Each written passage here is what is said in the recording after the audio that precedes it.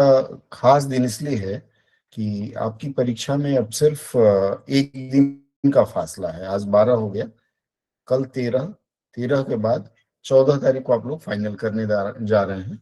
सबसे बड़ी बात क्या है कि जैसे होती है ना कि कोई बहुत शुभ कार्य होने वाला है तो घबराहट रहती है, अरे कैसे होगा कैसे होगा। इस तरह की शंका आपके मन में बहुत है। सर आज जी का नहीं, सत्र मेरे थोड़ा को तो बड़ा मजा आ रहा है कि दिमाग से टेंशन उतर जाएगा, पेपर हो जाएगा। बिल्कुल बिल्कुल वही, एक तरफ से अंदर से गूंज भी आ रही है कि बहुत अच्छा हो रहा है कि पीछा छूटे, एक ही बार में खा पी के खत्म करें।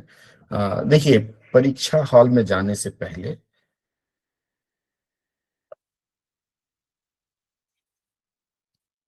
परीक्षा हॉल में जाने से पहले कुछ चीजों का आपको ध्यान रख लेना है। और संभव हो तो आज, जैसे बहुत लोग कलकत्ता से रांची जा रहे हैं, पटना से प्रयागराज जा रहे हैं, जिनको ओवरनाइट जर्नी करनी है, कुछ चीजें जिस पर आप लोग मंथन कर लीजिएगा। सबसे पहले आपका एडमिट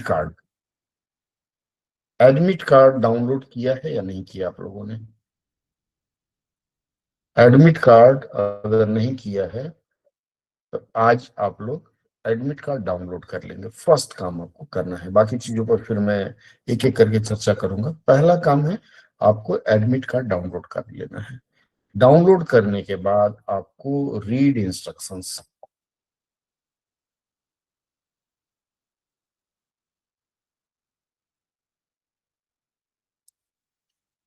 एडमिट कार्ड पर जो इंस्ट्रक्शन लिखे हुए हैं, इंस्ट्रक्शन आपकी हिंदी और अंग्रेजी दोनों भाषाओं में लिखी हुई होंगी। कम से कम 2 बार पढ़ेंगे आप। 2 बार इसलिए पढ़ना है कि कुछ उसमें महत्वपूर्ण चीजें छूट ना जाए। उसके बाद आपको जो जो लेके जाने के लिए कहा गया है, ठीक है।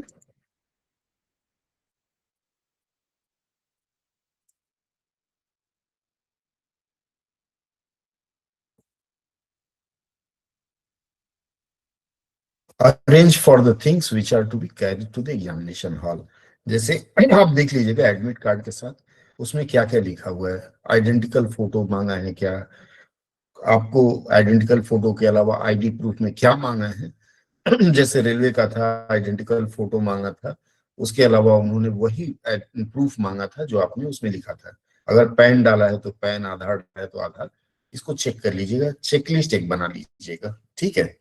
चेकलिस्ट बनाना जरूरी है क्योंकि हमारे जैसे सजग आदमी भी कहीं कहीं भूल कर जाते हैं, तो आप लोगों से होना स्वाभाविक है। चेकलिस्ट बना लीजिए और जो जो चीज आपको ले जाना है एज पर एडमिट कार्ड, ठीक है,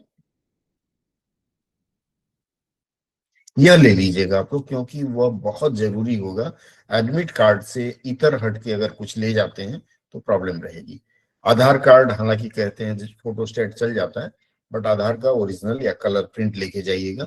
2 आईडी प्रूफ जरूर रखिएगा, एक आधार और एक और कोई जिसमें आपका डेट ऑफ बर्थ लिखा हो। लाइक अगर पैन कार्ड है तो पैन कार्ड, या किसी सरकारी संस्थान से इशू किया हुआ आईडी कार्ड जरूर ले जाइएगा। राशन कार्ड, वोटर कार्ड शायद वैलिड नहीं मानते हैं, तो ये लेके जाना है। इसके अलावा आप पेन खरीद लीजिएगा, कम से कम 2 या 3 खरीद लीजिएगा। पेन खरीदने के पहले उसको चेक कर लीजिएगा, ठीक है। आपकी पेन चल रही है कि नहीं और हाथ में पकड़ रहे हैं तो ढंग से पकड़ के लिख पा रहे हैं कि नहीं। एक बार आप लोग 2-4 लाइन लिख के देख लीजिएगा। 2-3 खरीद लीजिए, इसमें ब्लू और ब्लैक ले सकते हैं। ये 2 रख लीजिएगा। अगर पॉसिबल है तो पेंसिल भी लेके जाइएगा, एक पेंसिल और इरेजर, अगर एग्जाम हॉल में परमिट करते हैं तो। पेंसिल इरेजर क्यों? जो भी आपको ट्रांसलेशन के लिए पैसेज मिलेगा, जैसे मान लीजिए अभी शिवांगी जी ने कहा कि बहुत कठिन लग रहा था, मान लीजिए आपको यह पैसेज दिया गया, इस पैसेज में कोई एक ऐसा शब्द है, जब आप पैसेज पढ़ रहे हैं तो सडनली आपको याद आएगा कि अरे इसकी हिंदी यह होगी। जैसे लॉन्च्ड, लॉन्च की हिंदी होगी प्रारंभ किया। आपको लगता है दूसरी बार हो सकता है स्लिप कर जाए, कुछ ऐसे कठिन शब्द होते हैं, जस्ट यहाँ राइट इट डाउन, ऊपर पेंसिल से लिख दीजिए। बाद में इरेज करना मत भूलिएगा इसको। तो 2-1 शब्द ऐसे जो आ रहे हैं, जैसे स्पिरिचुअल, ड्राइव, ठीक है, कल्चर, और और भी है मेल्ट डाउन, शब्द याद आते हैं उसके बगल में लिख लीजिए, मार्जिन में लिख लीजिए, आपकी याददाश्त के लिए हल्का से लिखिए ताकि बाद में मिटाया जा सके। अगर पेंसिल इरेजर नहीं परमिट करते हैं तो कोई बात नहीं, फिर रफ पेज रहता है पीछे, उसमें लिख लीजिए। 30 सेकंड से 1 मिनट ये एक्सरसाइज करना है। उसके लिए आपको कम से कम 2-3 पेन लेके जाइए। कई बार आप पेन लेके गए हैं, साथ वाले पेन लेके नहीं जाते हैं, तो आप दान भी कर सकते हैं, पुण्य का।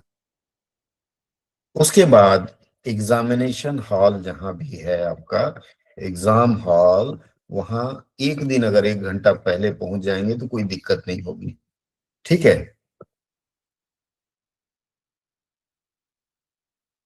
एक मैंने देखा है, जयपुर से एक मैडम थी, वहां पहुंची, जस्ट 1 मिनट देर हुआ, गेट बंद हो चुका था, बहुत रोई गिड़गिड़ाई, कैरियर खत्म हो गया। इसके अलावा कलकत्ता में भी हमने बहुत इस तरह का केस देखा है, दिल्ली में भी केस देखा है कि लोग पहुंचे हैं, ट्रेन लेट हो गई। अभी कोई एक एग्जाम देने लड़के जा रहे थे, ट्रेन बाधित हो गई, बड़ी मुश्किल से कूद काद के जंगल से कैसे कैसे लोग पहुंचे थे। तो अगर आप 1-1.5 घंटा पहले पहुंच जाते हैं तो कोई भी पहाड़ नहीं टूटेगा। कंफर्टेबली वहां जा करके आप बैठ जाइए, भले ही जमीन पे पेपर बिछा के, लेकिन एग्जामिनेशन हॉल आप रिपोर्टिंग टाइम से पहले पहुंचेंगे। शायद रिपोर्टिंग टाइम आपकी 9:30 शुरू हो रही है, 30 है ना, यस नाइन सर। थर्टी से यस प्रयास करिए कि 9 बजे तक पहुंच जाएं। Yes sir. आप उस हिसाब से शेड्यूल, जैसे किसी का घर हो सकता है 20 किलोमीटर दूर हो, जैसे हमारा घर रांची यहाँ से दूर है, मान लीजिए कलकत्ता ही होता तो हमारा घर 60 किलोमीटर दूर है, तो मैं अकॉर्डिंगली प्लान कर लूंगा कि मुझे कैसे कैसे जाना है। इसका ध्यान रखिएगा, क्योंकि ट्रैफिक का कोई भरोसा नहीं होता, सरकारी गाड़ियों, इवन अपनी गाड़ी का भी भरोसा नहीं होता है। तो आप एग्जामिनेशन हॉल आधा घंटे पहले पहुंचेंगे। जो चीजें वर्जित है वह नहीं ले जाना है, एग्जामिनेशन हॉल के बाहर वो रखवा लेंगे। जैसे महिलाएं वो कान में वो बिंदी वगैरह पहनती हैं, तो कई बार उसको मना कर देते हैं, तो देख लीजिएगा, मिनिमम आप ऐसा रखिएगा, कोई मेटल पहन के मत जाइएगा। मैरिड हैं तो एक चूड़ी डाल लीजिए, जैसे आपको उचित लगता हो, आपके ट्रेडिशन के अनुसार पेपर वन में जो जो परमिट किया है उसको ही धारण करिए। तो इतना अगर आप याद रखेंगे, क्योंकि अगर ये सब चीज नहीं है वहां जाके फिर मुश्किल में फंसेंगे, प्रॉब्लम होगी। मैंने ऐसा भी देखा है कि एडमिट कार्ड पे डेट ऑफ बर्थ होना चाहिए, भाई साहब वहां पहुंचे, डेट ऑफ बर्थ वाला प्रूफ नहीं ले गए हैं, नहीं परीक्षा देने दिया गया। बाद में फिर दूसरी बार हुआ उनका, लेकिन 1 साल वेस्ट हो जाता है, और 1 साल की सैलरी आपकी कुछ नहीं तो 7-8 लाख रुपए हो जाती है। तो इतना चीज आप लोग याद रखिएगा। क्लियर है यहाँ तक? किसी को कुछ डाउट है तो पूछ लीजिए, फिर मैं आगे ट्रांसलेशन कैसे करना है, ऐसे कैसे लिखना है, इस पर बात करूंगा। सर हाँ बोलिए। सर बोल रहे हैं कि पुराना वाला एडमिट लेके जाना है। आप इंस्ट्रक्शन पढ़ लीजिए, मुझे नहीं पता है, क्योंकि मैं तो भरा भी नहीं, एग्जाम भी नहीं दिया। आप पुराना एडमिट कार्ड सहेज के रखें, ठीक है। नया एडमिट कार्ड अभी डाउनलोड कर लीजिए, डाउनलोड करने के बाद उसमें इंस्ट्रक्शन 2 बार 3 बार पढ़िए, एक एक लाइन पढ़िए, क्या मांगा है वो अरेंज करिए। उसी के लिए मैंने एक कहा चेकलिस्ट बना लीजिए। आप जब उसको पढ़ेंगे तो उसमें आपको लिखा हुआ मिलेगा कि आपको ये चीज लेके आना है, एक पेपर पे नोट कर लीजिए, ये लेके जाना है, 1 2 3 चेक कर लीजिए है कि नहीं है, ठीक है सर। ठीक है। अभी आपको सबसे पहले जब आपको बोला जाएगा उसके समय आपको क्या करना है कि 2 गलती और होती है, क्योंकि साल भर पहले लोगों ने यह गलती की थी, खूब धड़ल्लेस की थी। 7वां करना है कि सबसे पहले आप, बहुत लोगों की आदत होती है, जैसे मान लीजिए ये मेरे पास एक क्वेश्चन पेपर है, मान लेते हैं थोड़ी देर के लिए क्वेश्चन पेपर है, सील्ड है, तो बहुत लोगों की आदत होती है ऐसे उठा के देखने की, अरे क्या है, अरे क्या है, ऐसे देखते हैं। ये उठा के देखने के चक्कर में लोग अपना डिटेल भरना भूल जाते हैं, ठीक है। डिटेल्स प्रॉपरली और इंश्योर करिए you have put your signature.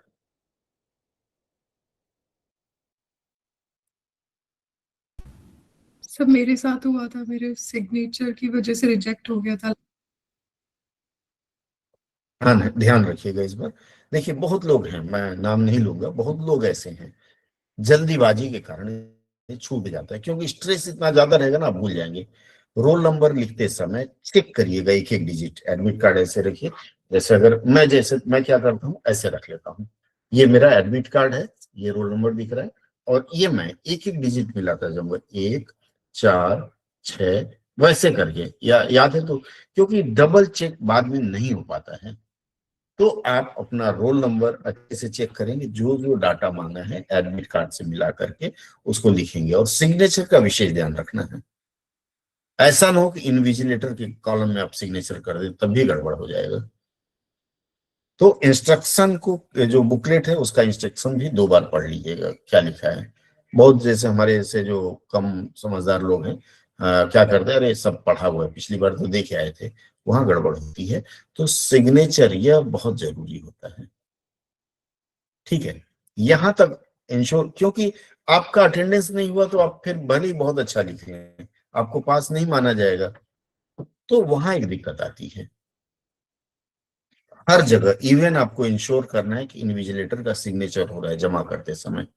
अगर नहीं किया है तो बोलना है, सर या मैडम आपका सिग्नेचर छूट गया है। क्योंकि 2-3 लोगों का हुआ था, इन्विजिलेटर ने साइन नहीं किया था और उनका रिजेक्ट हो गया। इन्विजिलेटर ने कह दिया कि हाँ अरे बाद में कर देंगे, आपको बोला है नहीं सर अभी कर दीजिए मेरे सामने, अदरवाइज कुछ दिक्कत हो तो समस्या आ जाएगी। क्योंकि फिर एक बार तीर कमान से निकल गया तो वापस नहीं आ सकता। उसके बाद आपको करना क्या है, सबसे पहले जब आप खोलेंगे तो उसमें आपको एस्से वाले मिलेंगे। संभवतया पहले इंग्लिश का रहता है, फिर बाद में हिंदी, जो भी हो वाइस वर्सा। तो सबसे पहले आपको करना है रीड द, क्या हो, टॉपिक्स। आप टॉपिक पढ़ेंगे और उसमें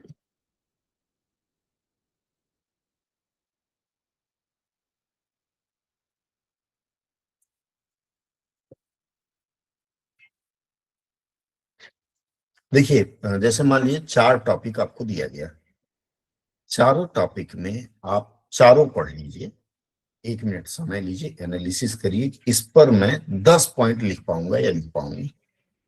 मिनिमम 10 पॉइंट अगर आप सोच लेते हैं, 10 पॉइंट को लेके आप 250 शब्द लिख लेंगे, ठीक है। एक एवरेज में जाएंगे। कई बार तो ऐसा होगा कि आप पढ़ के गए हैं जो टॉपिक, आपके मन मुताबिक आ जाएगा। तो जो आपको बेस्ट होता है, ठीक है, जो बेस्ट आपको लगे वह टॉपिक आपको ले लेना है। क्योंकि क्या होगा, जैसे मान लीजिए नारी सशक्तिकरण आपने लिखा 4 लाइन, फिर याद आ रही गाड़ी फंस जा रही है, तो फिर आपने पुरुष सशक्तिकरण ले लिया, फिर उसमें भी गाड़ी फंस गई, तो फिर आपने अंधा कानून ले लिया। तो ऐसे जंप नहीं करना है, और नहीं तो पश्चाताप करना है। आपने मान लीजिए नारी पुरुष सशक्तिकरण ले लिया फॉर टाइमिंग एग्जाम्पल के लिए, तो आपको अगर छूट रहा है तो नारी सशक्तिकरण वाले 2-4 पॉइंट इसमें जोड़ दीजिए। और जो भी टॉपिक आएगा कंपेरेटिव टॉपिक आएगा, मतलब आपको कंपेयर करना या एनालिसिस करना इस तरह का आएगा। सिंगल टॉपिक बहुत कम रहेगा, जैसे effect of artificial intelligence on personal life, या how artificial intelligence is going to affect the economy, how the digital act या digital security act is going to ease human life, how impact of environmental change is going to affect human, what will be the effect। मतलब इस तरह से 2 रहेगा उसमें। पहला आपसे explain करने के लिए कहा जाएगा, दूसरा तुलना करने के लिए कहा जाएगा। ट्रेंड है तुलना करने का, क्योंकि ये नया वेंडर है तो कुछ भी दे सकता है, स्पोर्ट्स दे सकता है, पॉलिटिक्स दे सकता है, कुछ भी दे सकता है। वह सब टॉपिक आपका कवर कर दिया गया है।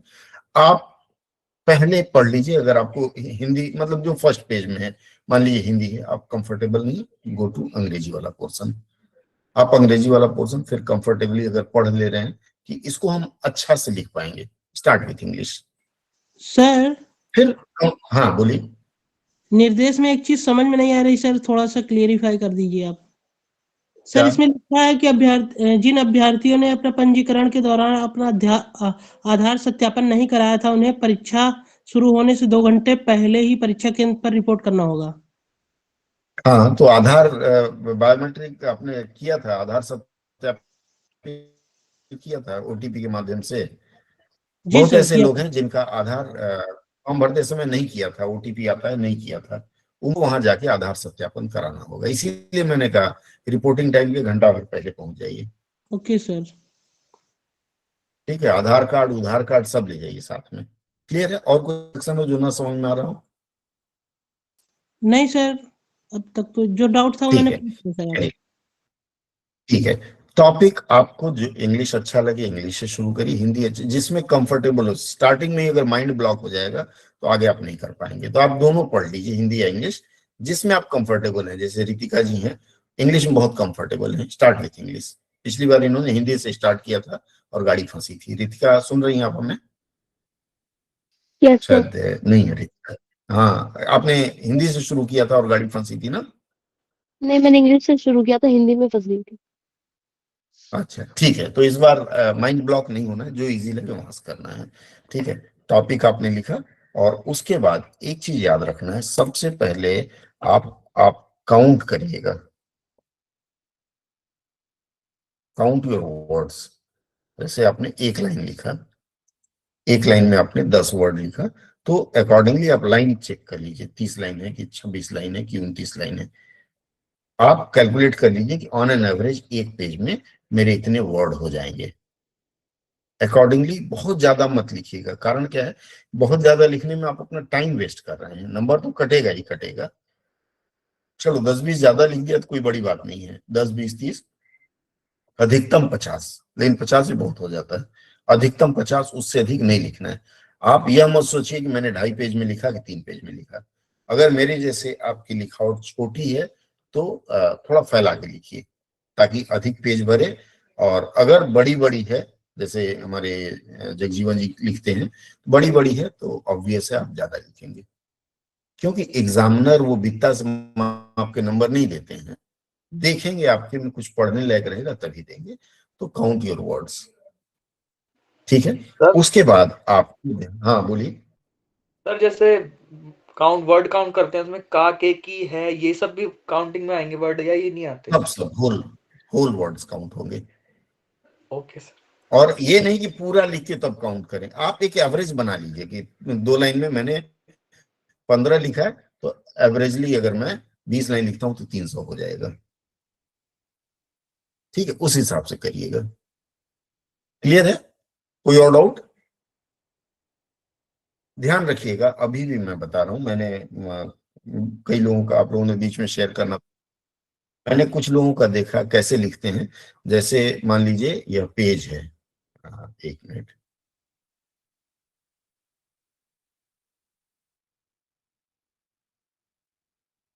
मान लीजिए थोड़ी देर के लिए मान लेते हैं, मान लिया मैं यह पेज है। अब इस पेज में मान लीजिए एक टॉपिक आपने डिसाइड किया, कुछ भी एक टॉपिक आपने डिसाइड किया, इस टॉपिक पर आप लिखने जा रहे हैं। तो इसमें क्या करते हैं, अमूमन लोग क्या करते हैं,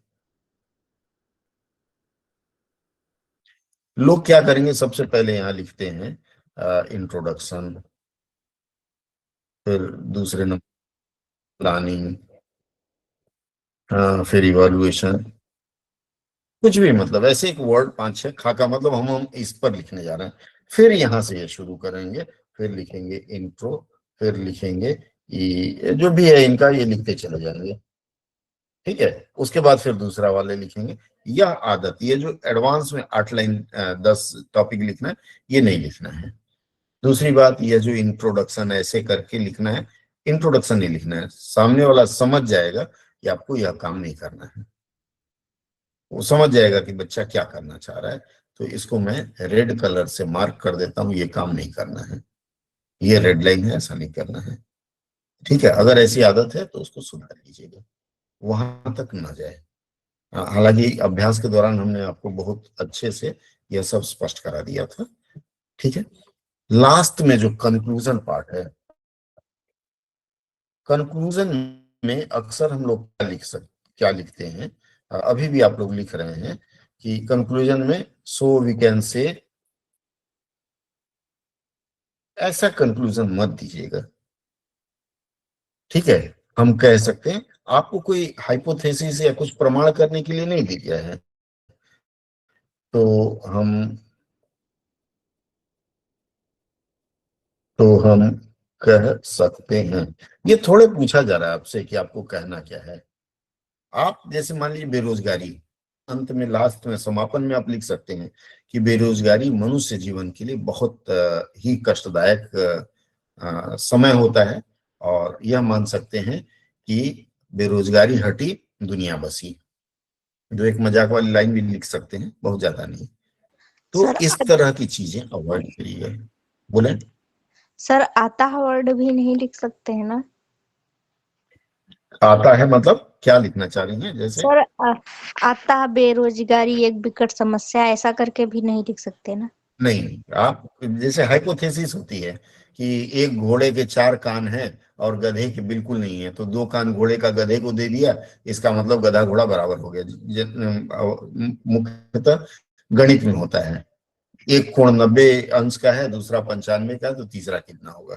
तो अतः हम कह सकते हैं, वो उन सब में नहीं पढ़ना है आपको, सिर्फ अपना विचार देना है, विवाह अच्छा है या बुरा। तो अंत में लिखना है कि विवाह सबके लिए अच्छा है, जो बुरा मानता है उसके लिए भी अच्छा है। रहीमन ब्याह व्याधि है, सकहीं तो जाय बचाए। ठीक है। अगर आप इस तरह के शेरो शायरी या कविता या कुछ अंश लिखना चाहते हैं तो सावधान रहिए। उसको आप अगर मतलब बाद में उससे कुछ लेकर के नहीं एक आध लाइन लिखते हैं तो मत लिखिएगा। जैसे मैंने लिख दिया, रहीमन ब्याह व्याधि है, सकहीं तो जाओ बचाए। ठीक है। अब उसके बाद हम शुरू कर दिए कुछ और कहानी लिखना, तो वो गलत है। यत्र नारेत्र पूज्यन्ते रमन्ते तत्र देवता, ये लिख करके हम वही छोड़ दिए।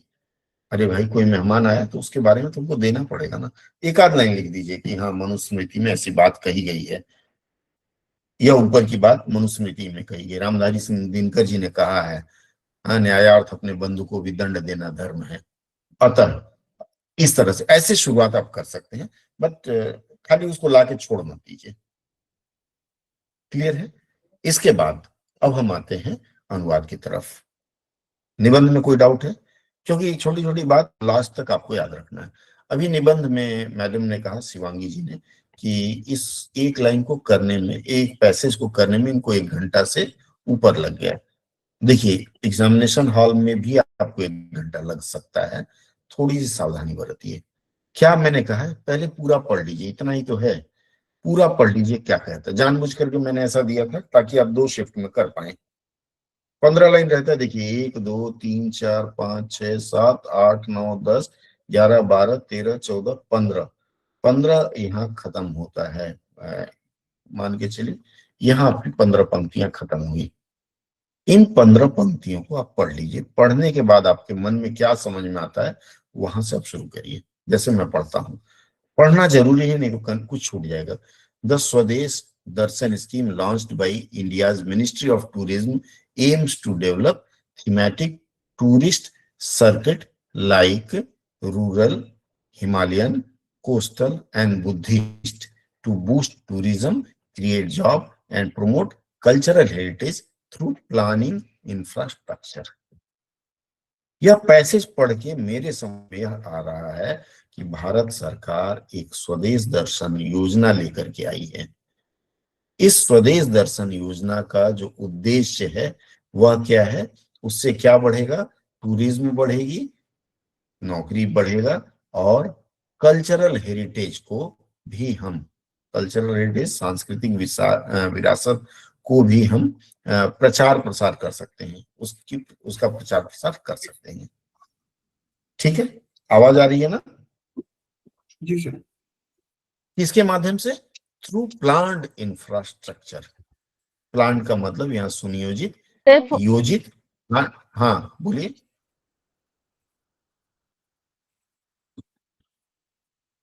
सर पहला बात तो बहुत बड़ा था, इसको सजाना बड़ा कठिन हो गया था। मैं बता देता हूँ, नियोजित और संरचना के आधार पर। हाँ, सुनियोजित और संरचना के आधार पर। क्या है, launch by Indian ministry of tourism. अब आपको पूरा बनाना, एक थीम आपके मन में आ गया कि हमारा थीम यह रहेगा। तो किसने लॉन्च किया? कर्ता पहले आया, हिंदी में कर्ता, फिर कर्म और क्रिया। कर्ता आया, किसने? Launched by ministry of tourism. Tourism का मतलब क्या होता है? पर्यटन मंत्रालय द्वारा प्रारंभ किया गया या शुरू किया, लॉन्च का मतलब शुरू करना या प्रारंभ किया गया स्वदेश दर्शन योजना। एम्स टू का उद्देश्य है, क्या उद्देश्य है? Develop thematic tourist circuit like rural ये तो लाइक के बाद जो उसको आगे ले लेते हैं। रूरल का मतलब हो गया ग्रामीण, हिमालयन मतलब हिमालयी, हिमालयन मत लिखिएगा, कोस्टल समुद्र तटीय या तटीय एवं बुद्धिस्ट बौद्ध धर्म से संबंधित या फिर बुद्ध से जुड़े हुए।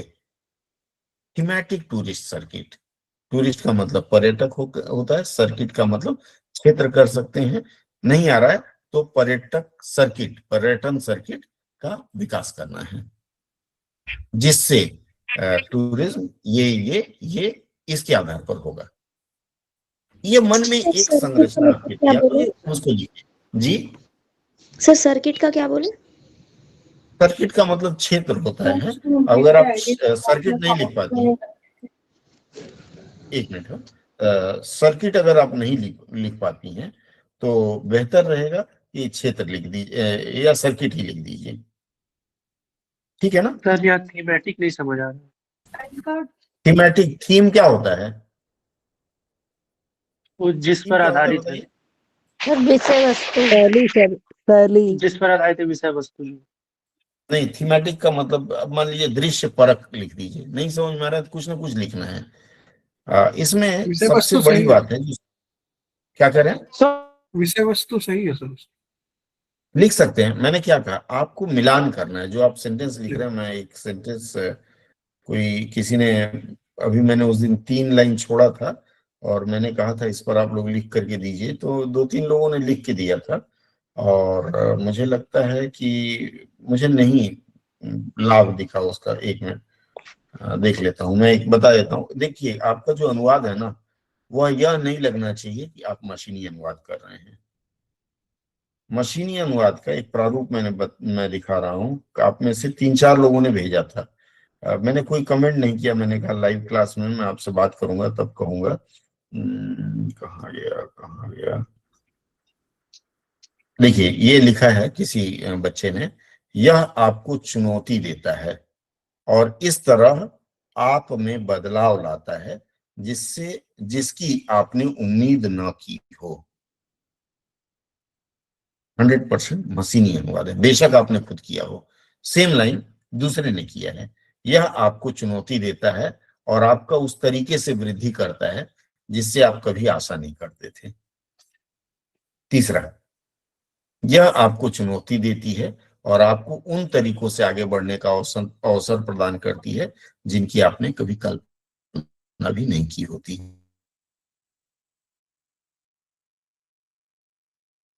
ये 3 लोगों ने लिखा है, आप समझ सकते हैं। तीनों का मैं कहूंगा कि आपने मशीन से अनुवाद कराया है, लेकिन तीनों का देखिए, यह आपको चुनौती देता है, यह आपको चुनौती देती है। इसका मतलब है 90% लोग इस तरह की गलती करेंगे। आपका जो मानसिक सेटअप है वो मशीन जैसा नहीं होना चाहिए। आप इस लाइन को दूसरे ढंग से भी लिख सकते थे, आसान करके, कि क्या लिख सकते थे इसको आसान करके? कोई बताए? गौरव जी आप बताएं। गौरव जी या कोई भी? आपको मैं वाक्य फिर से बताता हूं। यह आपको चुनौती देती है और आपको उन तरीकों से आगे बढ़ने का अवसर देती है जिससे आप की कल्पना न की हो। चुनौती कौन दे रहा है? कोई अवसर? यह आपके लिए एक चुनौती है और इस चुनौती से जीतने के क्रम में, मैं मतलब वाक्य को थोड़ा अलग सजा रहा हूं, अनुवाद पे नहीं जा रहा हूं। इस चुनौती से जीतने के क्रम में या इस चुनौती को पूरा करने के क्रम में आपको एक ऐसा अवसर मिलता है या मिलेगा जिसकी आपने कभी कल्पना ना की होगी। आपका जो फ्लो है ना, सेंटेंस राइटिंग का फ्लो, वह इतना अच्छा होना चाहिए कि अगर आपने गलत भी अनुवाद किया है तो पढ़ने वाले को लगे कि आपने बड़ा अच्छा अनुवाद किया है। थोड़ा बहुत थीम से टच करते हुए जाएंगे, आपको बहुत अच्छा अनुवाद माना जाएगा। क्योंकि ये जो मशीनी परिकल्पना है, इसको अवॉइड करना है। मैं नाम नहीं लूंगा, 3 लोगों ने भेजा था और all 3 are one of the best. मैं ये नहीं कहता हूं कि आप अच्छा नहीं करते हैं, बट यह कहीं ना कहीं आपकी कमी है। एग्जामिनेशन हॉल में मशीनी हिसाब से नहीं रखना है। आपको सेंटेंस फॉर्मेशन इजी ढंग से लिखना है, आसान वाक्य। जैसे मान लीजिए ये एक लाइन है, इसका मैं करा देता हूं, यहां तक है। द प्रसाद स्कीम ब्रैकेट में है पिलग्रिमेज रीजुनवेशन एंड स्पिरिचुअल ऑगुमेंटेशन ड्राइव। इसका अनुवाद बहुत कठिन रहा होगा। सर मैंने तो यही हाँ या ना? कही, क्योंकि नाम है तो क्या लिखे हैं? नाम है तो यही लिख सेम दिया। ही लिखा है। नहीं, ये नाम नहीं है। पिलग्रिमेज क्या होता है? तीर्थ यात्री या तीर्थ यात्रा। रिजुवेनाइजेशन क्या होता है जीपी? पुनर्जागरण। क्या नहीं सुन पाया, फिर से बोलिए। पुनर्जीवन सर। पुनर्जागरण। तो लिखिए जरा, नोट करिए आप लोग। इसके लिए पिलग्रिमेज के लिए तीर्थ यात्रा, तीर्थ यात्रा, पुनर्जागरण, पुनर्जागरण। सर मैंने पुनर्जागरण पढ़ा हो गया। था जीर्णोद्धार। हाँ, जीर्णोद्धार। मैं बताता हूँ अंतर क्या है। एक मिनट लिख लूं इसको। आपने लिखा जीर्णोद्धार। देखिए जीर्णोद्धार आप लिख रहे हैं, जीर्णोद्धार किसका किया जाता है? मंदिर सर नहीं वगैरह जाना। स्ट्रक्चर का, बिल्डिंग का किया जाएगा ना। हाँ बिल्डिंग का। जीर्ण हो गया उसका उद्धार। तो जीर्ण कौन होता है? शरीर या फिर भवन, घर, या फिर कोई भी अवसंरचना है, मतलब कोई बिल्डिंग है, कोई ब्रिज है, कोई मंदिर है, मस्जिद है, गुरुद्वारा है। जीर्णोद्धार। अब आप पिलग्रिमेज होता है तीर्थ यात्रा। तीर्थ यात्रा का जीर्णोद्धार कैसे करेंगे? उसका तो जीर्ण शरीर ही नहीं है। सर यहाँ आपको पर शब्द प्रयोग नहीं है जी। सर यहाँ तीर्थ स्थल जीर्णोद्धार नहीं होगा सकता है। नहीं, पिलग्रिमेज तीर्थ स्थल नहीं होगा। अगर आपको लिखना है तीर्थ स्थल जीर्णोद्धार लिख दिया तब भी थोड़े बहुत चल जाएगा। एंड स्पिरिचुअल ऑगमेंटेशन ड्राइव, और तीर्थ यात्रा पुनरुद्धार। पुनरुद्धार फिर उद्धार कर रहे हैं, जो कि कहीं खोया हुआ उसका उद्धार कर रहे हैं ना, तो पुनरुद्धार अवॉइड करिएगा।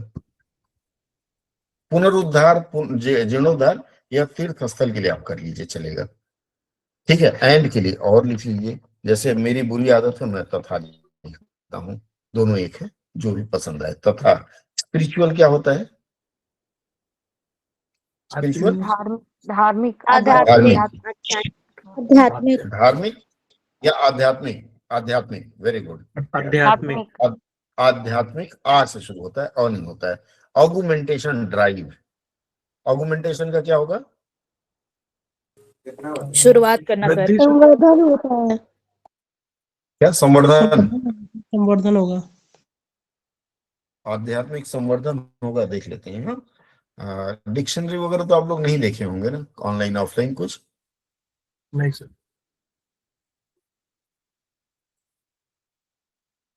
आध्यात्मिक ये वृद्धि दिखा रहा है, बढ़ावा दिखा रहा है। संवर्धन आपने लिखा है, चलिए देख लेते हैं। हाँ, आध्यात्मिक ये प्रसार लिख दीजिए, प्रचार या प्रसार।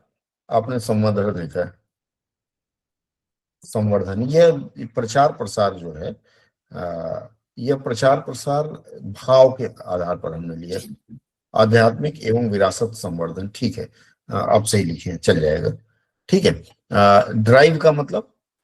योजना सर, स्पिरिचुअल योजना। Augmentation drive. है? इसका सर ड्राइव योजना करना, होगा, चला के योजना होगा सर, योजना। क्या होगा? योजना।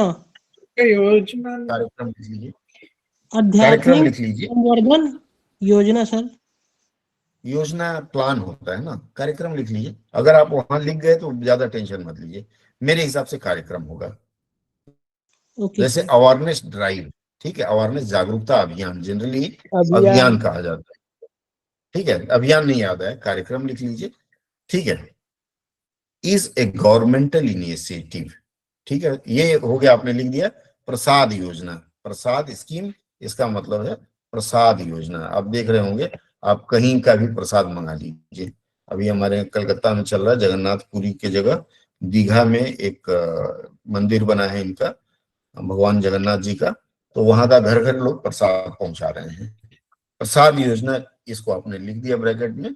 गवर्नमेंट इनिशिएटिव लॉन्च्ड इन, क्या है, क्या है, सरकारी इनिशिएटिव का मतलब पहल है, पहल पहल हो गया। पहल है, जिसे लॉन्च का मतलब शुरू किया गया था 2014-15 में, 14-15 में शुरू किया गया था। अब यहाँ हमने एक गलती की। क्या गलती की? सर उसका जो यहाँ लक्ष्य, यस, लक्ष्य मतलब उद्देश्य आगे आना चाहिए था, मैं भूल गया, नहीं लिखा, तो मैं आगे इसको जोड़ूंगा। ठीक है, ये जो टू डेवलप है ना, एंड जिसका उद्देश्य क्या था, यहां लिख देंगे, जिसका उद्देश्य क्या था, उद्देश्य develop and revitalise pilgrimage sites. अब पिलग्रिमेज साइट जो है, यह आपको क्या तीर्थ स्थल कर सकते हैं अक्रॉस इंडिया, जिसका उद्देश्य भारत भर में या भारत के पूरे भारत में, भर में, पूरे भारत में, पूरे भारत में, भारतवर्ष भी लिख सकते हैं, अखिल भारतीय स्तर पर यह भी लिख सकते हैं, जो आपको समझ में आए। भारत में क्या करना है, डेवलप एंड रिवाइटलाइज।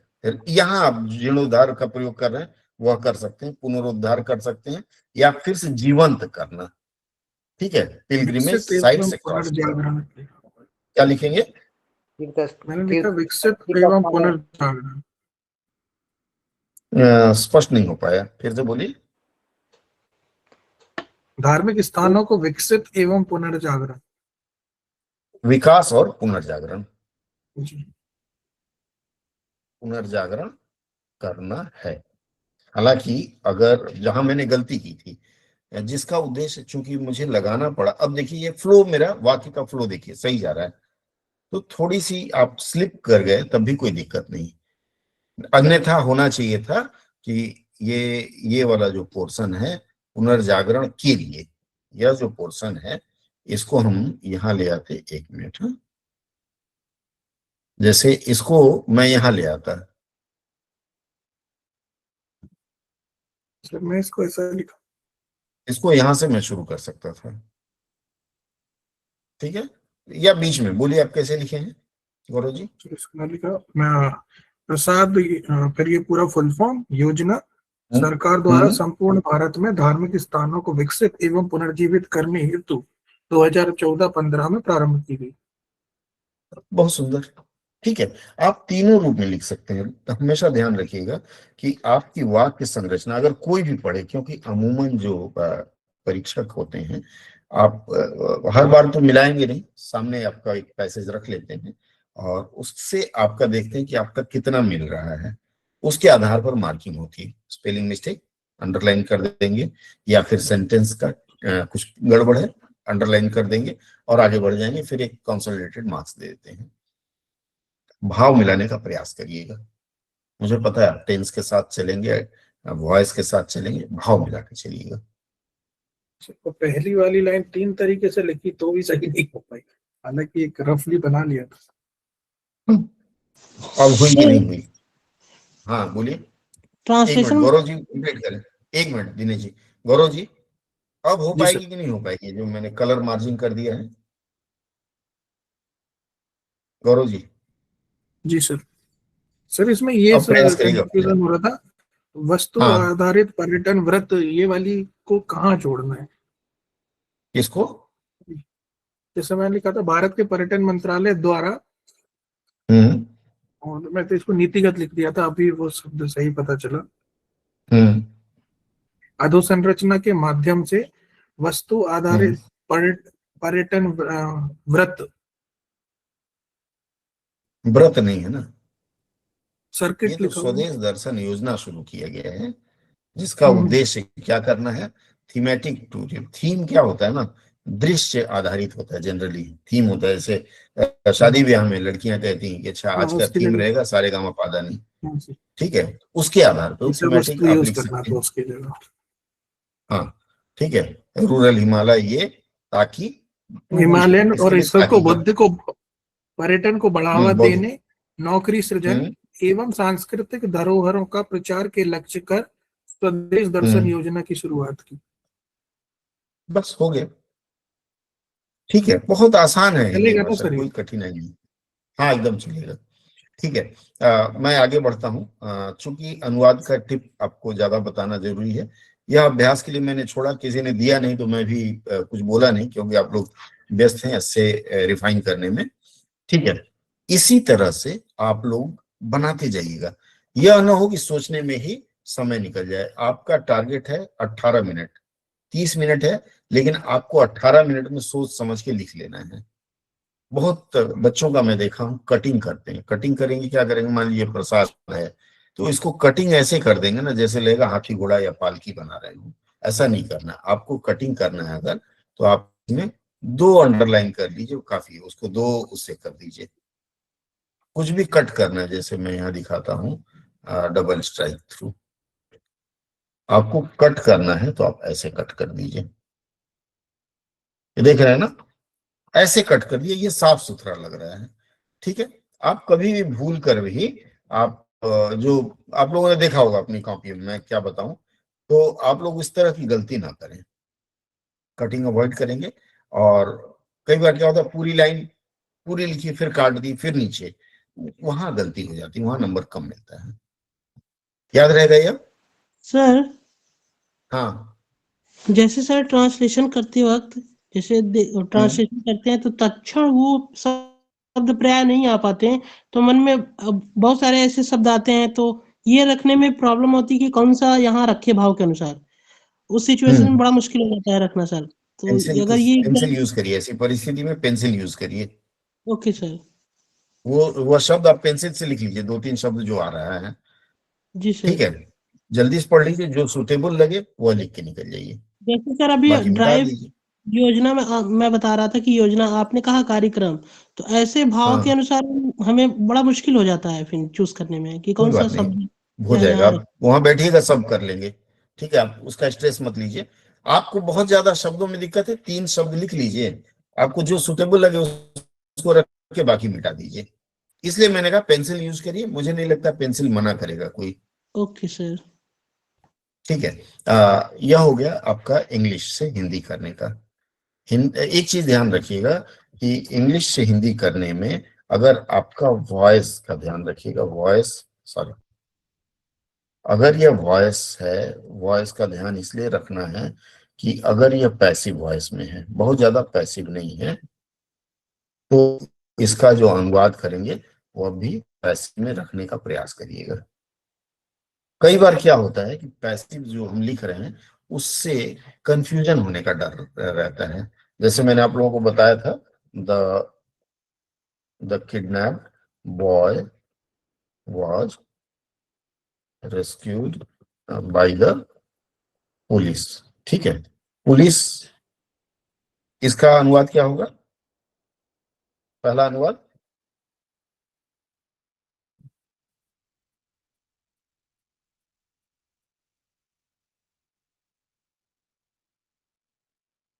पुलिस द्वारा अगवा बच्चे को बचाया गया, अगवा। ठीक है, बचाया गया था। पुलिस द्वारा अपहरण किए, पुलिस द्वारा अपहरण किए गए। अब ध्यान दीजिएगा जरा, गौर अपहरित बच्चे फरमाइएगा। को पुलिस द्वारा बचाया गया। अपहरित बच्चे को, ठीक है, मैं आपके साथ हूं, लेकिन बाकी 2 लोगों के साथ नहीं। अभी देखिए, पुलिस द्वारा अपहरित, पहली नजर में ऐसे लग रहा है कि पुलिस ने ही अपहरण किया होगा उनका, पहली नजर में लग गया कि अपहरण किया होगा, इसलिए यह कंफ्यूजन वाली बात मत करिएगा। जैसे इन्होंने कहा अपहृत किए गए बच्चे को पुलिस ने बचा लिया, अपहरित, अगवा किए गए या अपहरित, हाँ, बच्चे को पुलिस द्वारा बचा लिया गया या फिर पुलिस ने बचा लिया।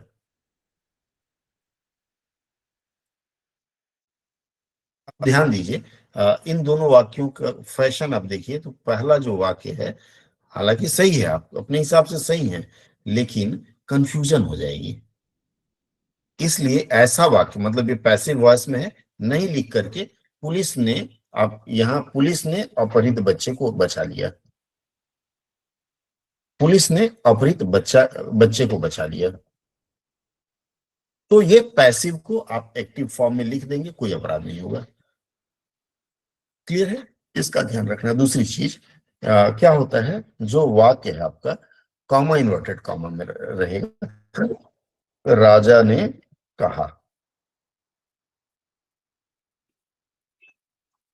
चलो जो भी है डॉट डॉट डॉट डॉट है, इस तरह से है। कॉमा इन्वर्टेड कॉमा में जो शब्द हैं उसको उसी फैशन में अनुवाद करना है, उसको तोड़िएगा नहीं।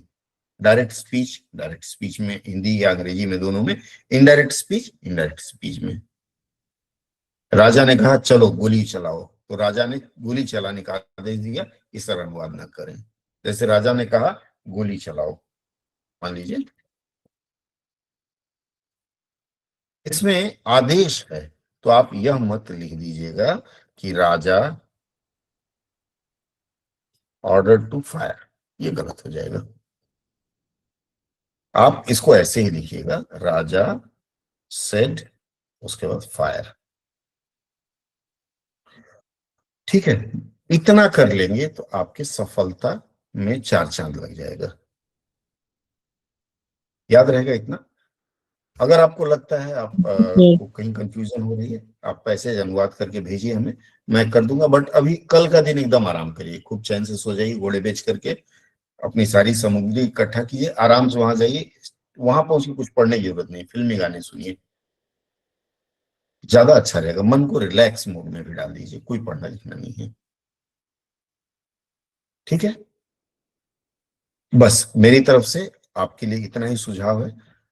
रेलवे के जो पेपर 2 की परीक्षा है, पेपर 2 की तैयारी है, रेलवे खाली जो लोग रेलवे देने जा रहे हैं, ऐसे लोग कल जुड़ सकते हैं। कल 1 बजे का टाइम मैं दूंगा, तो आपका जो सेशन होगा 1 घंटे का खाली अनुवाद रहेगा, तो 1-1.5 घंटे में बात बन जाएगी। तो कल शायद 12 मैं टाइम पोस्ट कर दूंगा। बाकी जो लोग जा रहे हैं उनको ढेरों शुभकामना। कल एकदम नहीं पढ़ना है, नो प्रैक्टिस नो पढ़ाई।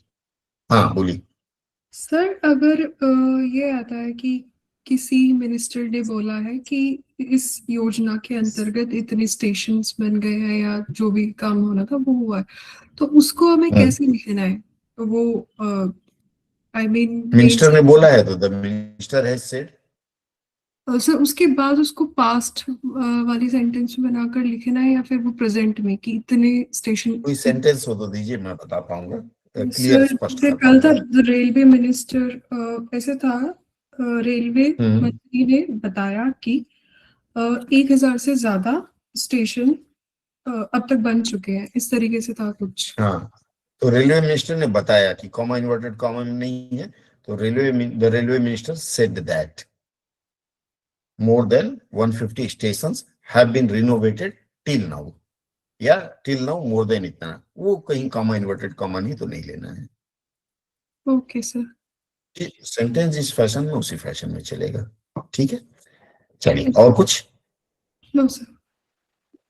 ठीक है, और किसी का कोई प्रश्न, कोई डाउट हो? अच्छा, एक और निवेदन है, आप लोग मुझे रात में 11:30 बजे फोन करते हैं, मत किया करिए, क्योंकि अभी 5 मिनट के बाद मैं स्लीप मोड में आ जाऊंगा। तो जब भी बात करनी हो एनी टाइम दिन में करिएगा। बोलिए। रेलवे का पैराग्राफ का लेंथ कितना रहेगा सर? यही रहेगा जो एसएससी का है। आप उससे मत डरिए, पैराग्राफ से, आप अभ्यास पर ध्यान दीजिए।